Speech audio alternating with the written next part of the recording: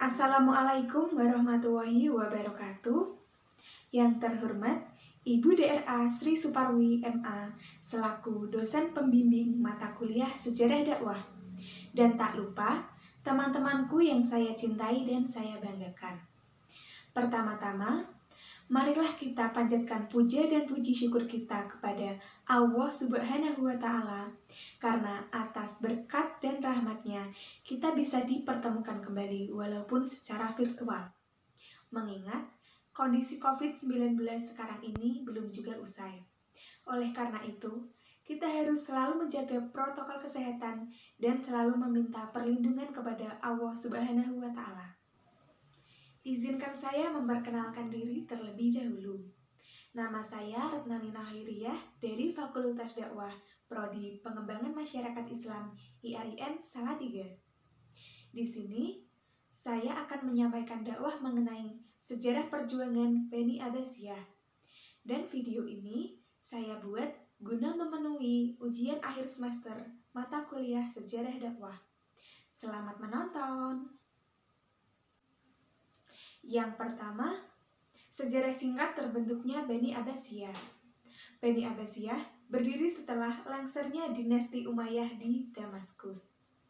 Bani Abbasiyah berdiri pada tahun 132 Hijriah atau 750 Masehi.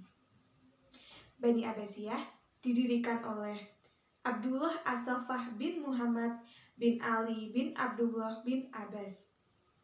Bani Abbasiyah sendiri memiliki pusat kegiatan yang berada di kota Baghdad, Arab. Yang kedua, metode dakwah Bani Abbasiyah. Bani Abbasiyah memiliki berbagai macam metode dakwah, di antaranya yaitu melakukan pembukuan berbagai macam ilmu pengetahuan, membangun perpustakaan di berbagai wilayah sebagai pusat ilmu pengetahuan, melakukan kajian dan penelitian berbagai macam ilmu, serta melakukan peperangan dalam rangka perluasan wilayah dan perluasan kekuasaan. Yang ketiga, periode dinasti Bani Abbasiyah dalam mendakwahkan agama Islam. Bani Abbasiyah mengalami dua periode kepemimpinan. Yang pertama, masa keemasan, dipimpin oleh Harun al-Rashid dan berlangsung pada 170 hingga 193 Hijriah. Dan yang kedua, masa kemunduran yang dipimpin oleh Al-Mu'tasim dan terjadi pada tahun 656 Hijriah. Yang keempat, perkembangan yang terjadi pada saat pemerintahan Bani Abbasiyah. Dari sektor pendidikan, banyak pembangunan perpustakaan, penelitian, penerjemahan berbagai macam buku, serta penemuan berbagai macam jenis ilmu baru. Dari sektor kesehatan, berkembang berbagai ilmu kedokteran yang bisa diterapkan pada saat itu untuk menangani berbagai macam masalah kesehatan. Dari segi ekonomi, perdagangan mulai berkembang pesat. Menjalin bisnis dengan negara lain pada saat itu juga sangat berkembang. Serta kemajuan di sektor pertanian juga berpengaruh pada perkembangan di sektor perekonomian. Selanjutnya, perkembangan di sektor intelektual.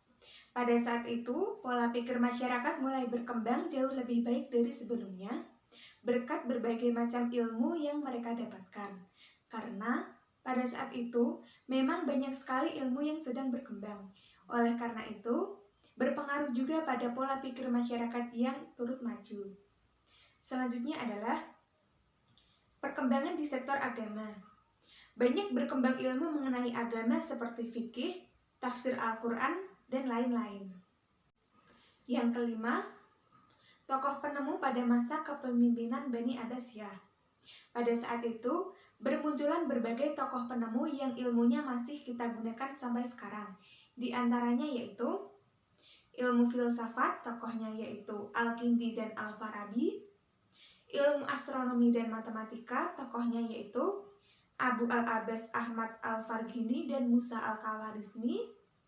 Ilmu kimia, tokohnya yaitu Ibnu Hayyani, serta ilmu kesehatan, tokohnya yaitu Ibnu Sina, Al-Razi, dan Ali bin Al-Abbas. Kesimpulannya yaitu, Bani Abbasiyah berdiri setelah lengsernya dinasti Umayyah di Damaskus. Bani Abbasiyah membawa pengaruh besar bagi umat muslim serta berbagai macam umat di dunia. Karena pada saat itu memang awal mula berkembangnya ilmu pengetahuan.